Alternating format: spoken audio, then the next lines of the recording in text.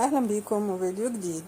احتفلت شام الذهبي بعيد ميلاد زوجها رجل الأعمال أحمد هلال، وشاركت مع متابعيها صور جمعتهم معا، وكتبت: عيد ميلاد سعيد يا ملكي، الرجل الذي اخترته لأقضي عمري كله. لقد جلبت لي أفضل هدية في حياتي، وملأت حياتي بالسعادة والحب.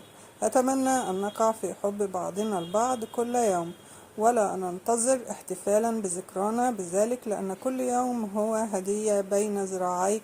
يا بحبك يا غالي. كما علقت الفنانة أصالة: ميزاتك كتيرة أغلاها على قلبي، تهذيبك يا صديق بحياتي، شهم الصادق، وفي كل سنة وأنت سالم يا حبيبي يا حمودي، ناجح مرتاح ومو شايب بنت بهالدنيا أحلى من الحبيبة شام. الله يحفظ لي إياكم، وعيدك حلو مثلك يا غالي على قلبي وقطعة منه. لو وصلت لحد هنا ما تنسوش لايك للفيديو والاشتراك في القناة. أشوفكم